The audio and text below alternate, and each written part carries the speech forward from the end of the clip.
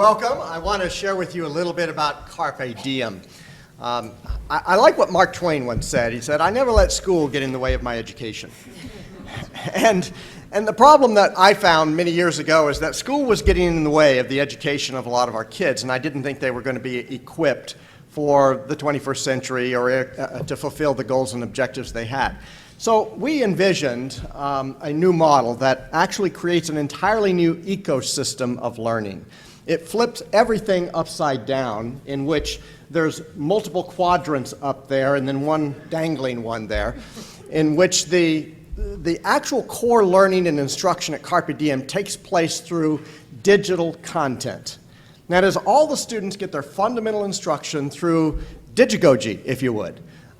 They're learning all those concepts, and so it releases the teachers now to be more flexible in what they do. And also it requires less teachers. We have one math teacher for grades 6 through 12, one language arts teacher, one social studies teacher, one science teacher, and then we throw in a personal trainer, a certified personal trainer for fitness. That's who we've got. Now, this wasn't about reducing the number of teachers or anything like that. It was really about increasing the effectiveness of learning. Because now we don't have a learning curve from year to year for child to child. So when the students come and they go and they matriculate through our system from 6, 7, 8, 9, 10, 11, 12, not only do the teachers know the students and their historical data academically, but they also have a chance to know the families, and they know the careers, vocations, and aspirations of the kids. And so that represents, in the upper left, individualized learning that the students get to do. They spend 50% of their day, not contiguously, but 50% of their day in digital learning, if you would. And then they rotate about every 35 minutes into workshops, into the fitness center, into some breaks, into lunch, the favorite topic of the day, and all kinds of other little activities in which they participate in. So we're looking at a rather dynamic learning ecological system, if you would, for Carpe Diem. There's also whole group instruction, small group instruction that takes place within our workshops that they rotate in and out of. And then there's some very individualized and strategic remediation and also accelerated learning that occurs. With the robust data we get because of the digital content, the teachers get to know exactly what the student needs, and it takes them less time to fulfill those needs. So the student can go deeper quicker, or they can get help much more quickly. That's what it looks like, our learning center. It kind of looks like a call center, doesn't it? A lot of cubicles and computers and everything. People say, "Oh, it's so rigid. Oh my goodness, it's so impersonal looking." Not if you visit there. It's highly social. The kids have a great time, but that's their little office space. And if you come during a holiday, you get to see Christmas lights and all kinds of things in which they decorate. But one of the neat things they do, too, is they get to create their own name tags and design them and everything and laminate them, and then they have to attach a symbol of their future to that, whether they're going to be a physician, a veterinarian, an auto mechanic. And for the first time this year, we had one of our 6th grade students claimed that he wanted to be a Walmart greeter. We were excited about that. And my staff goes, "What do we do with that, Rick?" And I said, "We take them to see a Walmart greeter. We let them interview them and see, well, maybe they like standing at the doorway, or maybe they just really want to get into the hospitality industry." Whatever it is, we need to explore what really connects with that child. And that's what we'll be doing with all of that. And our students, our teachers, because of the 1-to-1 ratio they get in dealing with the kids and pushing out into that learning center, they get to do a lot of that personalized instruction. We use you did the curriculum kind of thing as a little whimsical. You're not laughing. Please, thank you very much. But Carpe Diem is more than just about one thing. It's a whole lot of things put together that create the successes that we've had with these kids. And one of them is our curriculum, which is Education 2020, in which provides a great, consistent, rigorous curriculum that has a robust management platform that allows us to really know where our kids are from day to day, minute to minute. It also allows for real-time progress monitoring. And so one typical lesson kind of goes through all of those components. But as they're going through vocabulary and video direct instruction and online and journal activities and everything like that, they can auto-progress as long as they're meeting standards, or they get stopped if they drop below the standards and have to see a triage person, if you would, that finds out what exactly is the problem. Is it your focus? Because you took a 45-minute exam and reduced it to 10 minutes, and maybe you didn't put the time in it? Or do you really not understand the concepts? But they rotate in and out from the digital content into the classrooms, into our fitness center. All of our students know their BMI. Do you? Do you want to? No. They know their BMI. They track it with our certified personal trainer. They have a fitness circuit that they go around and work at. And then if they're caught up and they just need a break, they go into the fitness center and they kind of work out a little bit. And then they go back and they start their curriculum again, their learning experience. They break out into workshops, interactive workshops with the teachers in small groups, large groups. They design projects. For instance, some of the curriculum, because it's so dynamic, when Hurricane Katrina came by, the science teacher immediately switched the curriculum from, or the topic they were teaching, to the ecology of what's happening with the oil spills, begin to stream live everything that was happening at that time, and the kids began doing science on that investigation on all of those components of what was happening in that horrible time period in Louisiana. What the classrooms are designed to do, I've only got 12 minutes, so I got to hurry, is to take the traditional pedagogy, and this is where it's absolutely critical. Sometimes people think that, wow, you know, the digigogy, if you would, the digital learning will take away from the teachers, and you don't need teachers. No! Nothing could be farther from the truth. You need great teachers, because it's their job now to connect with the learning that happens in the learning center and convert that into a digigogy, if you would, in which they're taking the old 1956 skills and verbs of Bloom's taxonomy, and they're applying them in a 21st century way, which is what we call the digigogy. And so they take all of the 4 C's of the 21st century skills. And you know, everyone says, oh, our kids need to be 21st century equipped. What does that mean? What are those 21st century skills? Well, when I asked that, they said, oh, it's communication, collaboration, creativity, and critical thinking. Which one of those weren't needed in the 20th century? Are you saying everybody, you know, suddenly they just appeared and everyone had an epiphany? We need this? No.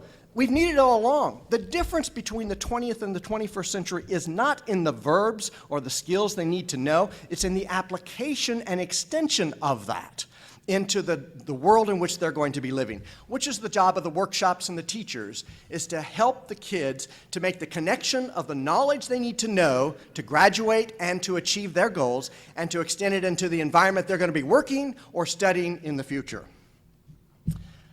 Basically, there's some details about the one teacher. I think I need to move on real quick. Does it really work? No. Yes, it works wonderfully.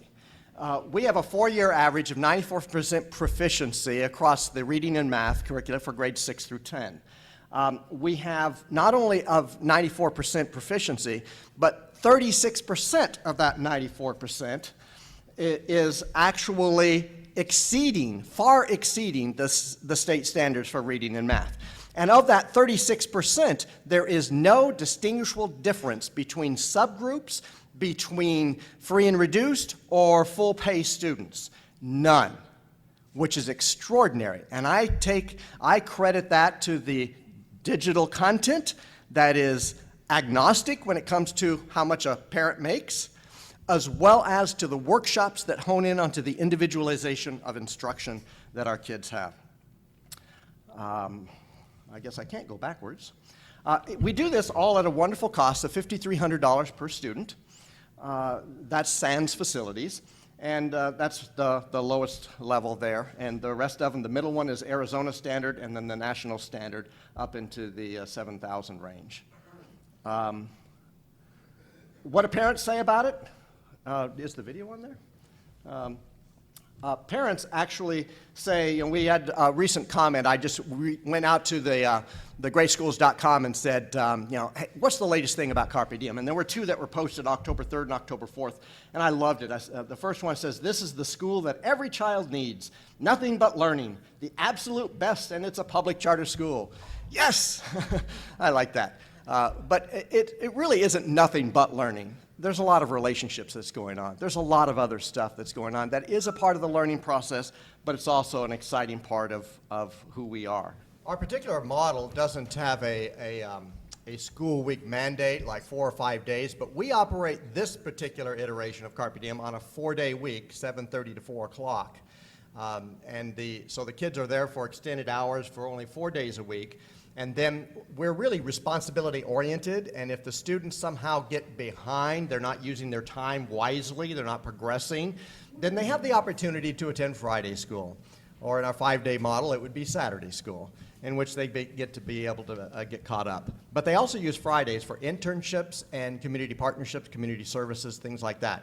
Because by the time they're in 10th grade, we've established community partnerships out there for every vocation they want to pursue, and we find ways for them to go during the school day to experience being a Walmart greeter, so they can find out if they really, really want to do that. Sorry to stand behind you, Rick. That's all right. I can talk about Carpe Diem all day long. Which is one of the... We serve grades 6 through 12. We have 273 student capacity in that building. Really up to 300. So, and with Connections Education, and what I wanted to talk a little bit about is blended learning, a new model that Connections is developing called Fusion, trying to bring together the experience that we've had over the past 10 years doing virtual education and bringing it into a blended learning environment, which is teaching us a lot about how this needs to work to really work in this environment.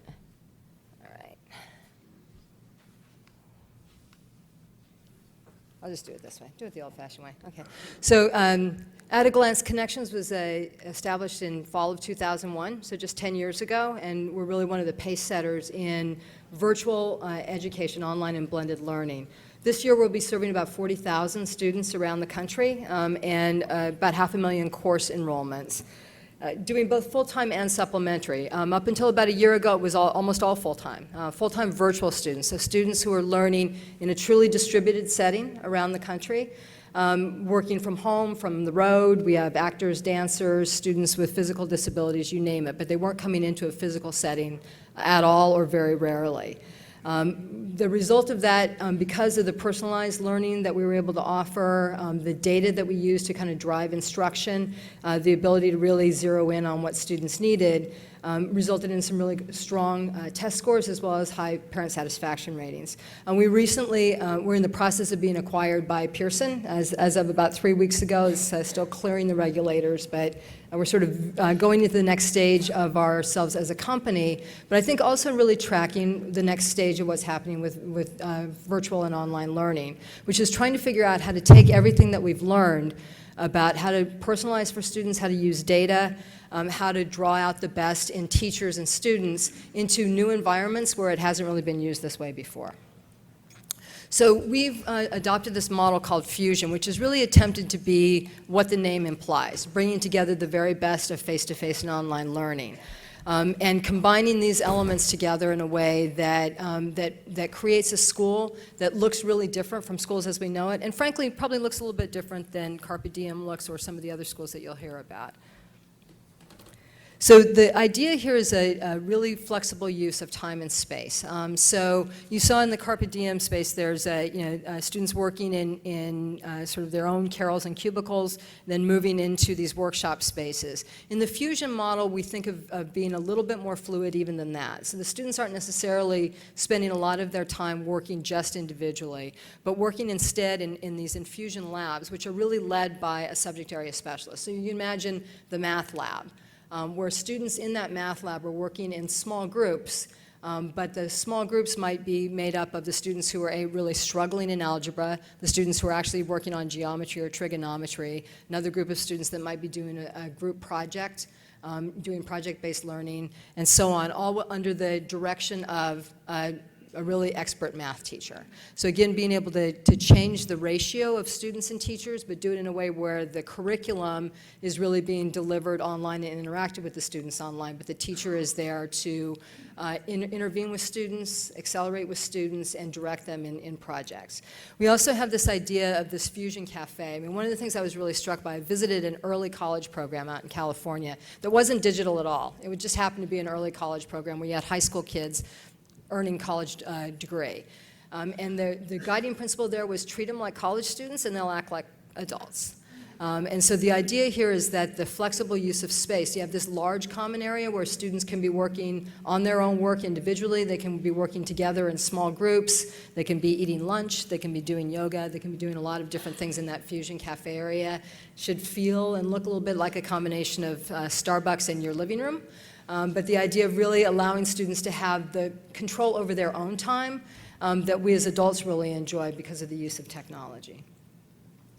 The scheduling piece is something else that we're really looking at. How do we stretch the schedule to really accommodate how and when kids learn best, and also allow teachers to work on a really flexible schedule as well. So we're looking at an extended school day, like 9 a.m. to 9 p.m., Monday through Thursday, about 9 a.m. to 3 p.m. on Fridays.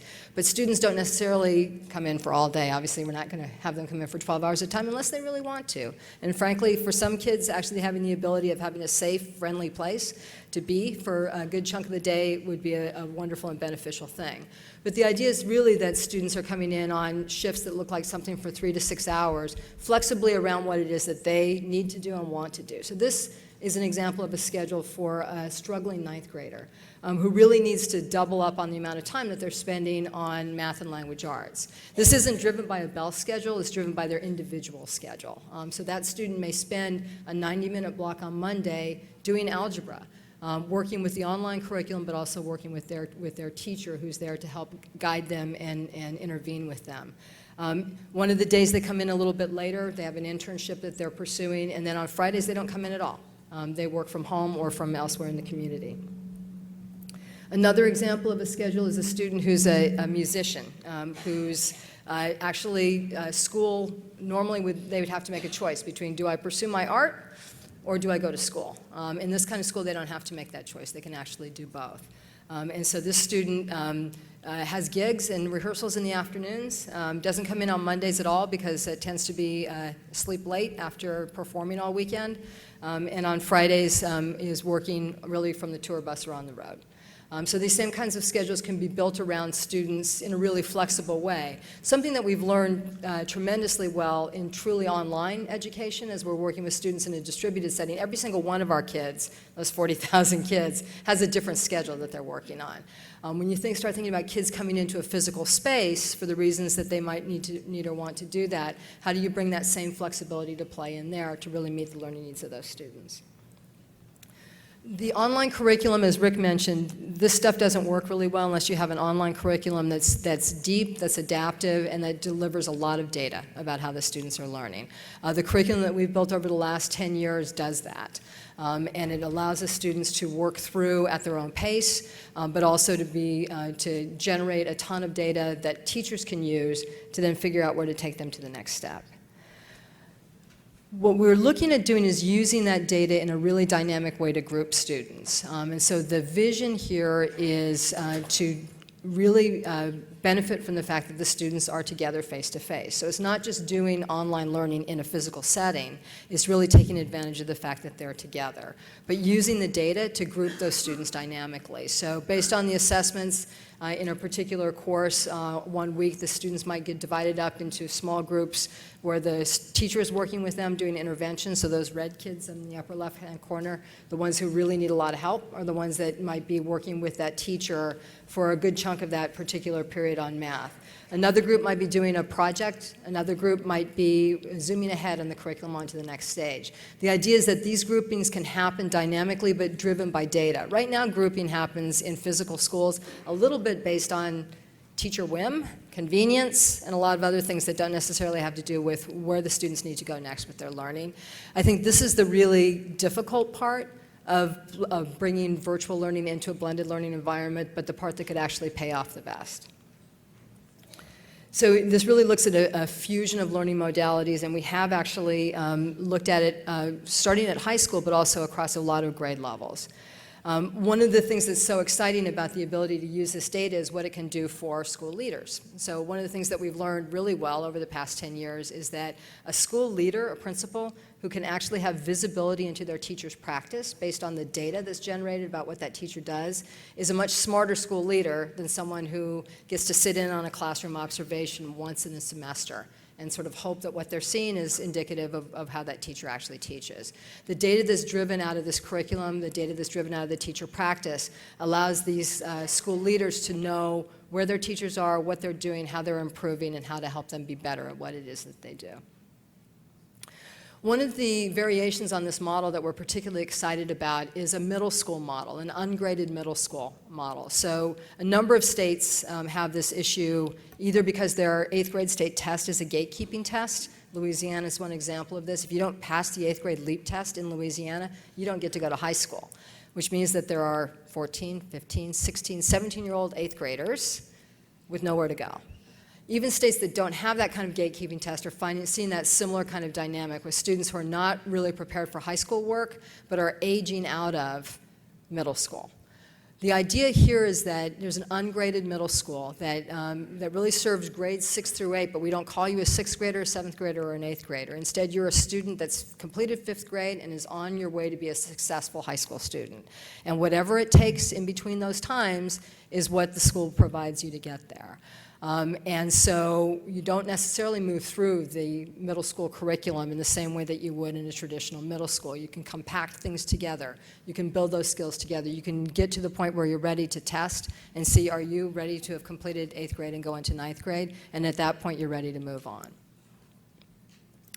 A couple of other smaller examples where we're putting the same kind of model into play. We're working in Prince George's County, which is right outside of Washington, D.C., a blended program for 11th and 12th graders who are staring down the barrel of what they're missing before graduation. Some of them have failed courses. Some of them just haven't had time to take some courses that they need to take. Maryland is one of those states that has some high-stakes tests that need to be completed by students before they can graduate from high school. So the students come into this lab and work with teachers who are there to guide and coach them on an online curriculum that really adapts to their needs. And we're into the 2nd year of this program now, and it's already oversubscribed for the number of students that want to come. And by the way, Prince George's County is an enormous geographic district. It's about 500 square miles. And these students are literally driving from all parts of the district. I have to say that one of the reasons that this is a blended program isn't necessarily that from a design point of view, we necessarily would have said 20% face-to-face is the ideal amount of time students ought to spend in a blended program. That is unfortunately what Maryland state law says about online learning. And so we're taking advantage of that to really provide these students with the face-to-face support and interaction that they really need. Younger grade level, Detroit, Michigan. We're actually working with 3rd through 8th graders in a school improvement grant turnaround school in Detroit, where they're using the online curriculum for math and language arts. They have face-to-face teachers. Detroit is a really tough union town. There's no way of getting around the fact that those teachers are the teachers of records face-to-face. But they also have these online support teachers who are working with them, together working with the students in the online curriculum to figuring out exactly where those students need intervention and support in order to move on. That school is serving about 250 students in grades 3 through 8. It's just gotten started this fall. We're really excited to see what that means for younger grade level students. I did want to do a little shout out to Heather Staker, who's here in the crowd, and to talk about some of the work that's been done by Michael Horn and Heather on blended learning and sort of what makes a difference in blended learning. And this actually is from a graphic put together by the folks at Newton, looking at what are the metrics that can make up how we can push all this to the next level, so that it's not just what we've understood about online learning done in a physical setting, but something more. And we believe that our platform, our system that we've developed over the past 10 years really provides it. So I'm going to quickly go through sort of some of the things that are really critical when we look at this. The first is the idea of an integrated system, something that really does everything under one roof, and so that the data from students, from their student information system data, their communications data, their curriculum-driven data, is all together in one place.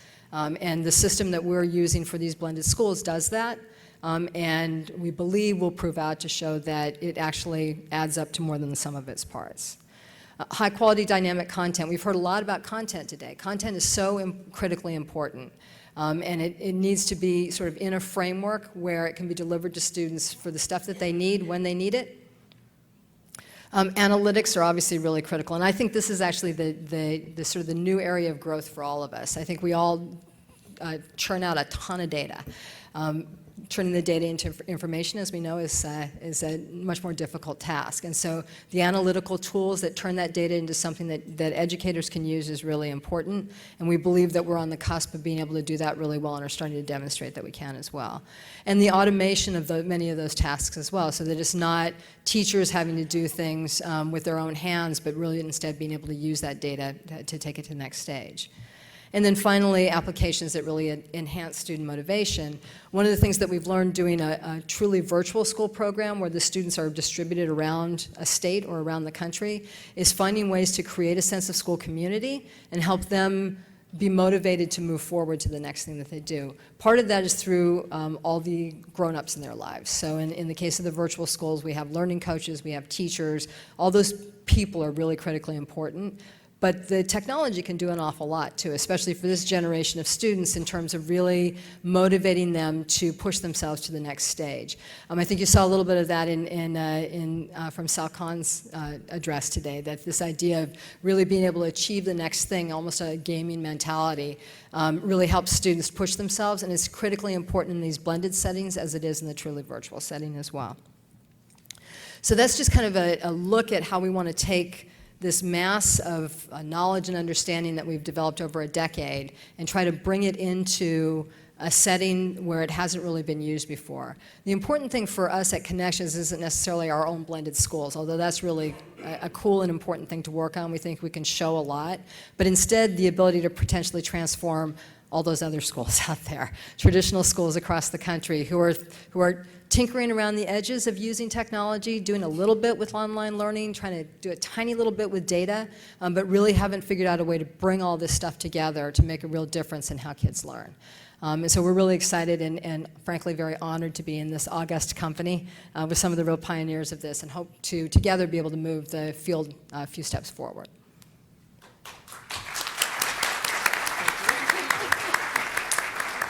Thank you so much, Mickey. John?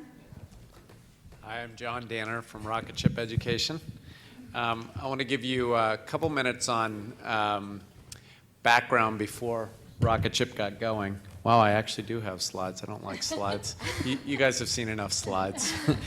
I was a teacher. I had a tech company at some point and sold it and became a teacher. And when I was teaching, I taught second grade in district schools. And those of you who've been teachers know that in your classroom, when you're in low-income communities, you have 4 or 5 kids every year in your classroom that are a long way behind, not anywhere near where the other kids are, maybe 2, 3, or more years behind. And as a new teacher, I grappled with, okay, so how is it that these kids are supposed to catch up and what's supposed to happen now? And I talked to all my other teacher peers, and they said, well, you know, you have to kind of, quote, differentiate. And I was thinking in my mind, okay, so here are these kids 3 grade levels below, then I've got a couple kids that are 2 grade levels above, and somehow in real time on the fly, I'm supposed to like teach them different things or something. Just did not make any sense to me. And so what I started to do in my own classroom was to write individualized learning plans for students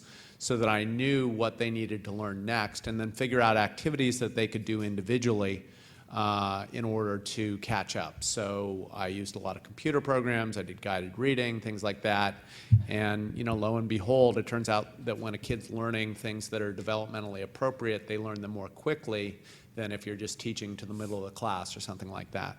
So my takeaway from that was, wow, this is really strange. We have an entire massive school system that's not actually built around the idea that every kid needs to catch up and succeed. And I, as a teacher, am fighting against that. There's no time in my day to do that, and it's just very bizarre.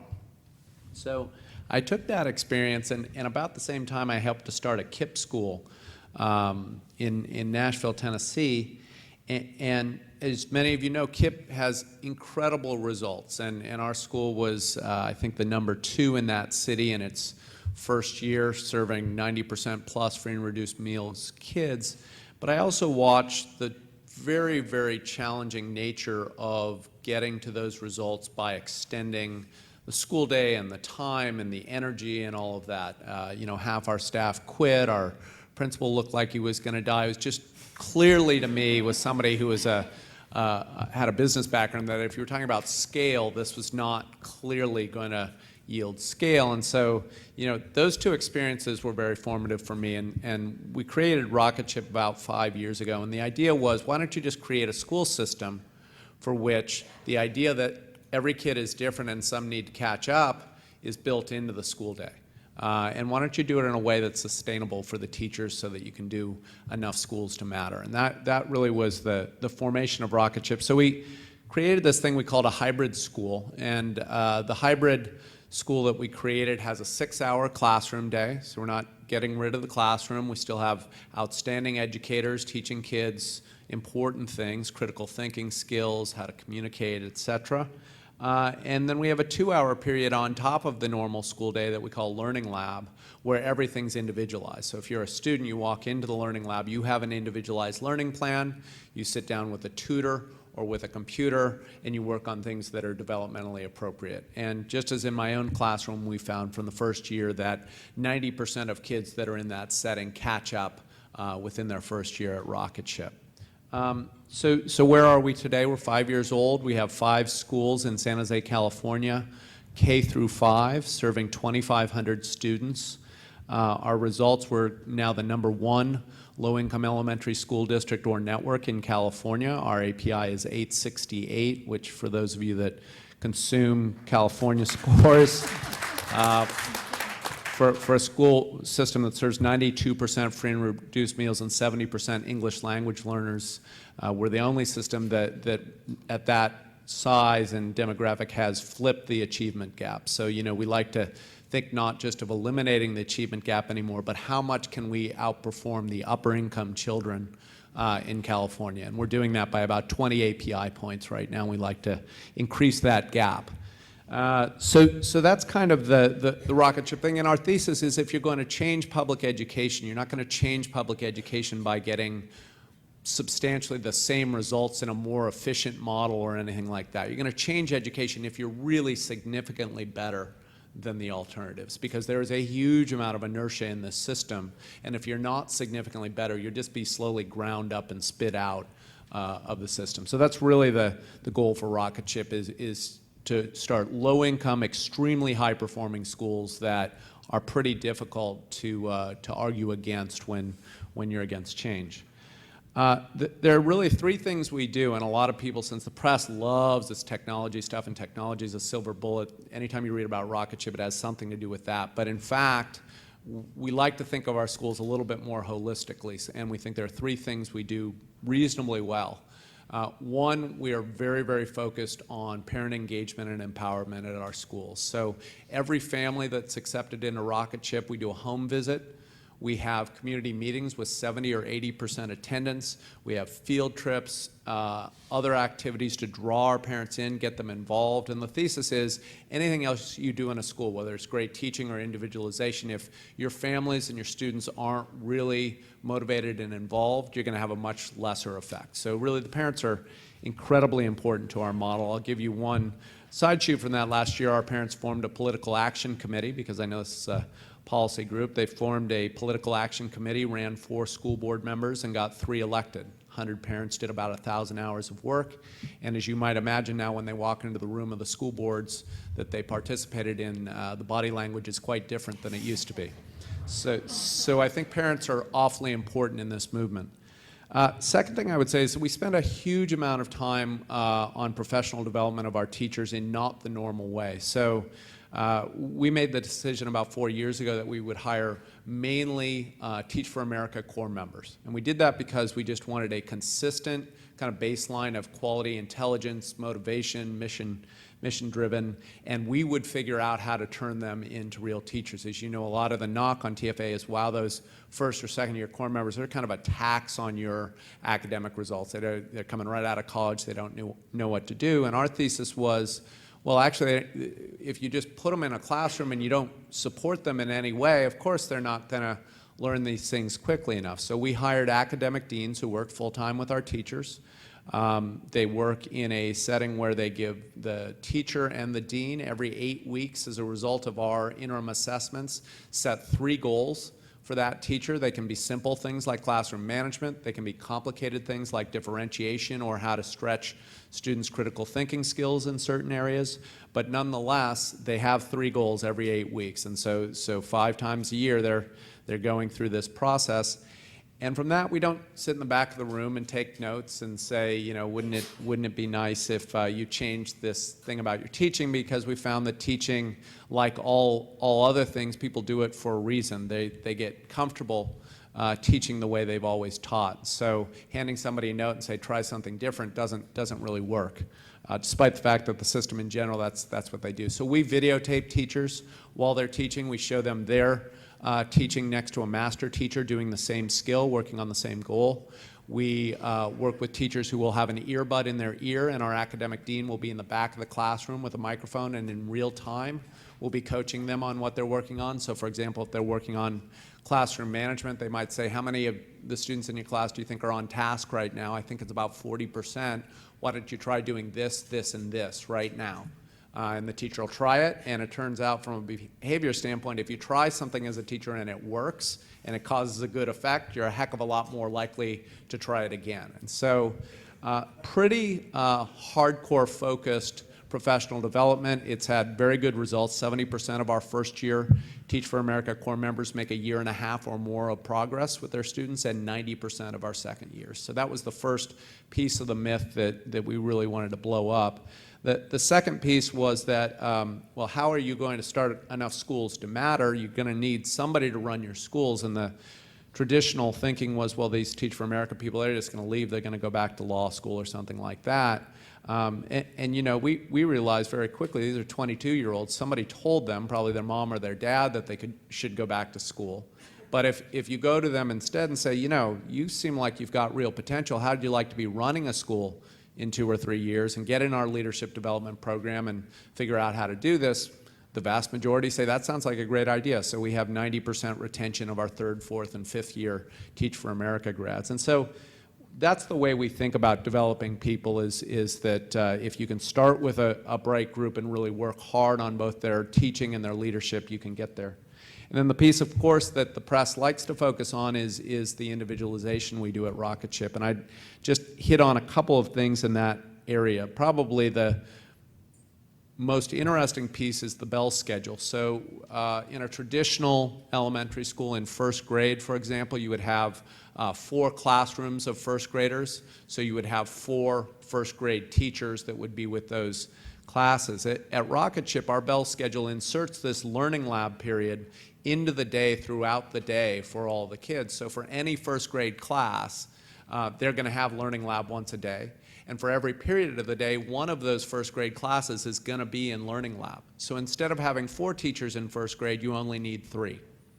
And it's literally, the economic advantage is as simple as that. When you take 6 grades and you need 1 less teacher, you save about $500,000 a year in teaching costs. Our learning labs are staffed by non-certified folks, typically high school graduates. We give them scripted curricula when they're tutoring. They're overjoyed to have a good paying job with benefits, and they do very, very well at that. But we take that money and we reinvest it in the quality of our schools. So we do a few things. We've talked about the academic deans. We pay our teachers 20% higher. We're actually moving that up over the next couple years. We think teachers should make a $100,000 a year salary. We think that that's what it's going to take to get the kind of quality we need in teaching. And we also invest the money in the ability to grow. And for those of you who've kind of dealt with the charter side of the world, unfortunately, there's a long legacy of asking outside philanthropists for money. And that works for a little while, but then as you get bigger and bigger, you're asking for more and more and more money, and at some point, people start saying no. So the idea with Rocketship was to create a system in which the schools were all cash flow positive so that we could fund our growth internally. And that's what we do, and it works pretty well. So I think those are some of the things that Rocketship does differently. And I guess the last thing I'd mention is that from a policy perspective, the thing that we are seeing over and over is that when you're talking about these radically different school models, they're extremely hard for educators to get their heads around unless they have enough time to spend with you. So for example, in San Jose, 3 of the charter networks have now converted and become hybrid charter networks, and 3 of the school districts have now implemented some version of our hybrid schools within at least one school in their district. So we think from a dispersion standpoint, the most important thing is to get these proof points out into communities so that the rest of the districts can really experience them and think about, well, how could I do that? What would I do to make that work? Thank you. Blended learning has great complexity to it, and I think it's been very well explained and demonstrated here, and it's just great to be on a panel with folks who have the schools for tomorrow actually existing today. And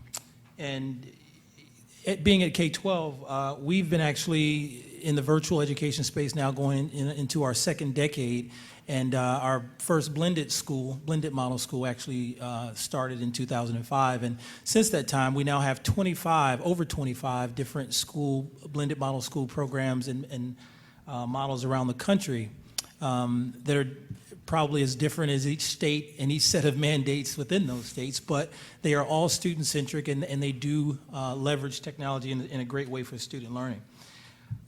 What's interesting, for me is I came to K-12 after a 16-year career in traditional public schools as a teacher and a principal, and actually had, like to think I was on the far innovative side of that, and had some great success in meeting students' needs. But there was some point where I was no longer pleased with, getting blue ribbons for meeting the floor of expectations, and not seeing students at either end of the learning continuum really see their potential maximized. We talk a lot about the achievement gap, but we don't really talk a lot about the gap from where kids who are very academically astute and where their potential could be. I think that's one of the greatest gaps that we see within public education. So I felt like I jazzed up the tower records as much as I could. and I'll let it sink in. But yeah, that's what schools represented to me. I was like, I need something different. So I went to get an iPod. No, I came to K-12, and what I wanted to do initially 3 years ago was to go straight and talk to families who enrolled their students into these schools. I was curious to see who wanted virtual education, who wanted this model. So I talked to families who were in our virtual academies where the primary instruction was at home, their teachers were at home. I talked to families who were in blended model schools. And what I quickly learned were 2 things. Number one, I learned that the schools from which I came were in the dark ages regarding the types of technology that you could use for kids and how you leverage that technology to provide student-centric learning. And the second thing I learned, though, was that the students, by and large, and the families represented the exact families from which I just came. These are regular families who are not satisfied, who do not feel challenged, do not feel as if their needs are being met academically. And so that was really reassuring to me in realizing that we are onto something and really impacting the very people who are struggling with schools. And as a principal, I would do an exercise for my students and teachers on an annual basis around Teacher Appreciation Week. And I would say, write about your school experience or your teacher that you remember the most. And I remember over the years, there was a recurring theme throughout all of these writings, and it was nothing more than I felt as if I was the only kid in that classroom, or I felt like no one else existed but me. And unfortunately, given the construct of traditional public schools, that experience does not happen too often for all kids. We just don't have the time for it. And so blended learning, I think more than anything else, does it alone, but it enhances the schools, the teachers' ability to provide very customized individual personal experiences for kids, both academically and non-academically. As you hear, no one on this panel has said, hey, let's put the computer in there and let's walk away and see how the learning takes place. They build their schools around the kids using technology to leverage that. And there are many examples of how blended learning and technology can be used to provide that individualization. One, which is, again, as we talked, is those students who are on the high end. Last month, I was in New York at the New York Times School Symposium on Schools for Tomorrow. And this young guy, Jonathan Hefter, you may have heard of him. He's a 25-year-old student who probably represented, mediocre high school graduate, but just a brilliant, brilliant young man in his schooling career. And he explained on the panel that he was on how disenchanted he was with his schooling experience and how he spent most of his time dreaming about how to build rockets in classroom, and how he was frustrated. And what he was explaining on this panel and what he was describing was something that could be individualized so that those who needed help can get it, and those who wanted to build rockets could go do that. He was describing an experience that didn't exist, or probably similar to what we all went through. And what I felt like he was describing was blended learning. He was describing digital classrooms where kids can have that personalization and that we can meet all the needs of all the kids all the time. And one very striking thing he said, we talked afterwards, and just by the way, his invention is a server that he built that you put into a old school. And instead of replacing all the computers in that school to make them newer and run faster, this one single server at a fraction of the cost will make every computer in that school new. How that works is beyond me, but he's the genius. And what he talked about, though, was how it was outside of school. And what was a striking point he made was, he said, if I challenge all of you all to do one thing, it would be to design schools where you don't always tell us what the end point is as students. And he said, when you do that, we are certain to never create anything new. And I thought that was very powerful. And this is a young man who invented something. So it really speaks to the power of how our schools and how they exist today are impeding the very things that make our country what it is. The other end of the spectrum is powerful, and I'm glad to represent K-12 in our schools, particularly one school model that we developed that's in existence now in Chicago. It's our Chicago Passport model. We basically have a blended learning school where we service students or young adults who are ages 17 to 22 who've dropped out of school. These are just young people, I like to say, who figured it out. They just figured it out too late. And they understand the realities of life and the decisions that they've made. But sometimes from the stories of these students, some of these decisions are beyond their control. We have brilliant-minded kids whose families were homeless 2 years of their high school experience, so they had to drop out.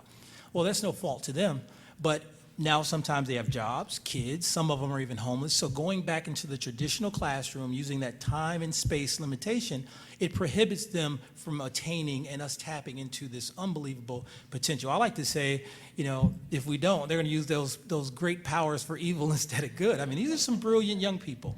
But we're able to do that, and we're able to have them come to a community college campus. We've partnered with Chicago Public Schools and Malcolm X City College in Chicago. These young people can, around their schedule, come to a site 3 hours a day, and the remaining hours can be built around their life, their child care. We actually have on-site certified teachers. We have a classroom as described here. It's an English class, but it looks nothing like the English class we were in. There's no teacher standing and delivering, but rather there are 30 different students in 30 different courses, perhaps, 30 different levels, time, place, pace, and they're all getting the education that they need. So the wait time of an average classroom teacher, which we know may not be the best, is gone out the window, where you say, what's the answer? And 2 people answer, and we say, great, and we keep going. Now, those kids who know it already are bored, and those kids who don't know it, sometimes they, glad I don't have to be embarrassed. Well, that is thrown completely out of the window in this model.